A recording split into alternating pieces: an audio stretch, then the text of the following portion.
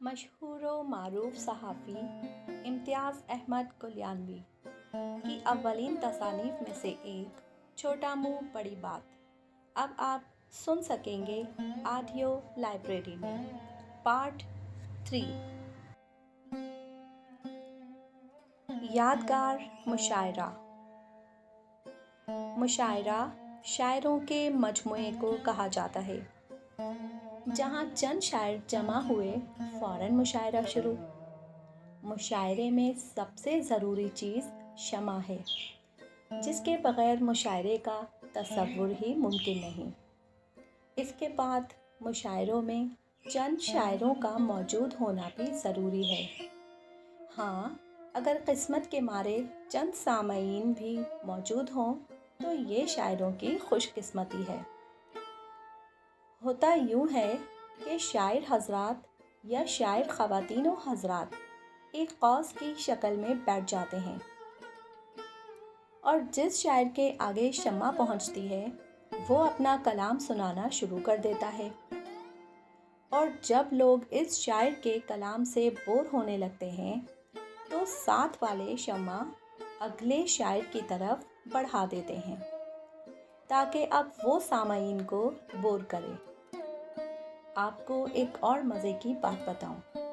हर शायर की ख्वाहिश होती है कि वो अपना कलाम आखिर में पढ़े, ताकि अगर इससे पहले शायर ने 5 शेर पढ़े हों तो वो 7 पढ़ सके, और अगर पहले शायर ने 7 शेर पढ़े हों तो वो 9 पढ़ सके। मुशायरे के बाद अब ज़रा ज़िक्र शायर का भी हो जाए।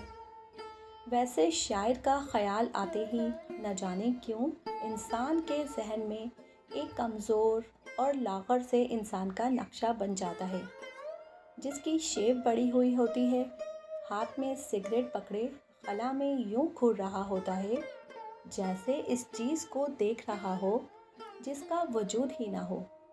लेकिन सारे शायर ऐसे नहीं होते, शायद कुछ ऐसे होते हैं। आजकल तो ज़्यादातर शायर सैयद समीर जाफ़री साहब जैसे होते हैं जसामत में। कहते हैं हर इंसान के अंदर एक शायर छुपा होता है। कुछ तो इसे खींच खांच के बाहर ले आते हैं और कुछ इस शायर को अंदर ही सुला देते हैं। फ़ायदे में कौन रहता है ये तो ना मैं जानता हूँ और ना शायर। शायरी का वायरस अमूमन 14-15 साल की उम्र में लगता है। जो फ़ौरन छुटकारा हासिल कर ले वो तो ठीक, वरना शादी के इंजेक्शन के सिवा इसका कोई इलाज नहीं। इलाज में ताख़ीर जानलेवा भी साबित हो सकती है। शायरी का शौक़ माशरे के हर तबके में पाया जाता है। मसलन ट्रक ड्राइवर हज़रात को तो शायरी से इतना लगाव होता है कि तनख्वाह मिले ना मिले ट्रक चलाएंगे, लेकिन अगर ट्रक के आगे पीछे दाएं बाएं शेर ना लिखे हों तो ट्रक नहीं चलाएंगे। ड्राइवर हज़रात शेर लिखते नहीं बल्कि लिखवाते हैं कि ड्राइवर की ज़िंदगी अजब खेल है, ड्राइवर की ज़िंदगी अजब खेल है, मौत से बच जाए तो सिविल जेल है। बाज़ ड्राइवर बड़े शरारती होते हैं।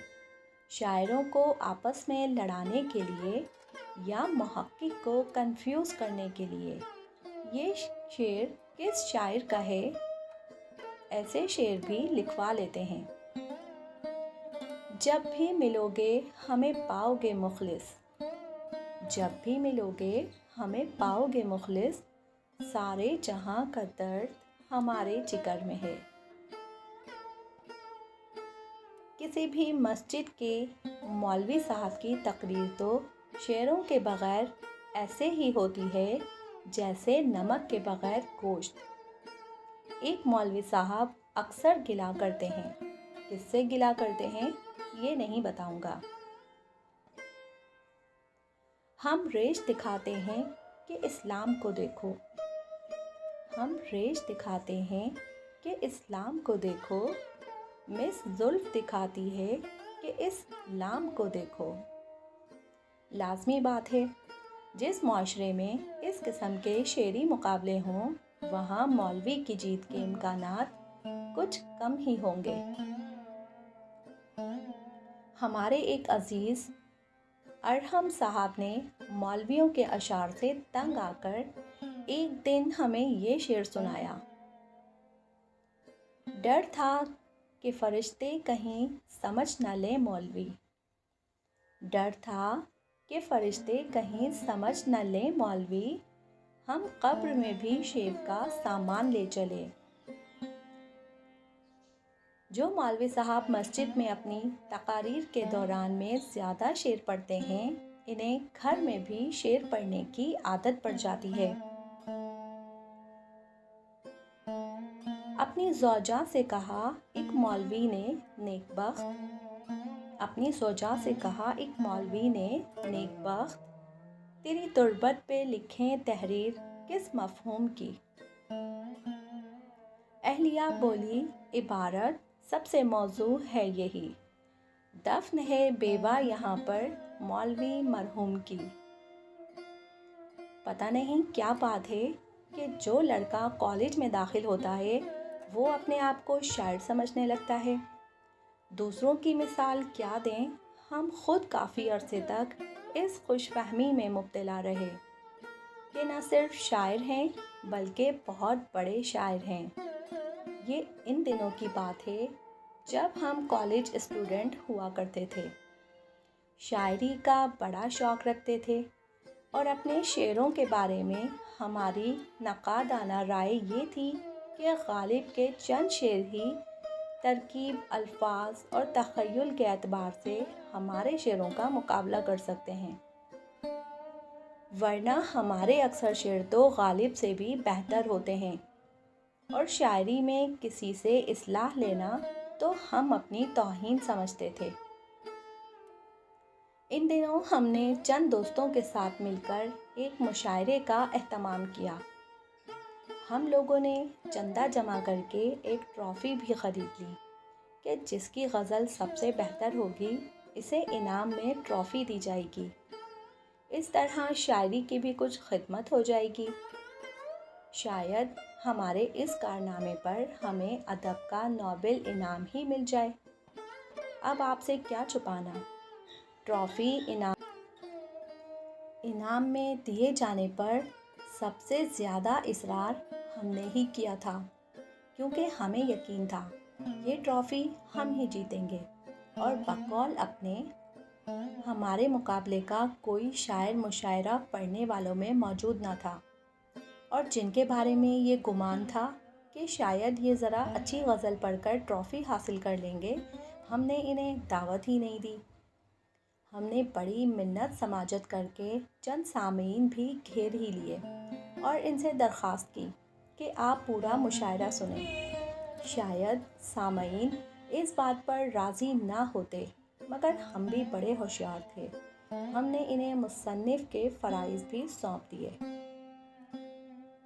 کہ آپ حضرات، کیونکہ سامعین میں کوئی عورت تو تھی ہی نہیں، مل کر فیصلہ کریں گے کہ کس شاعر کی غزل سب سے اچھی ہے اور آپ ہی اسے ٹرافی دیں گے۔ سامعین بیچارے مجبور ہو کر بیٹھ گئے۔ مشاعرے میں کئی لوگوں نے اپنا کلام سنایا، ہم نے یہ غزل پڑھی: روح کے زخم کو سینے پہ سجاؤں کیسے، روح کے زخم کو سینے پہ سجاؤں کیسے، دیپ اشکوں کے سرے شام جلاؤں کیسے،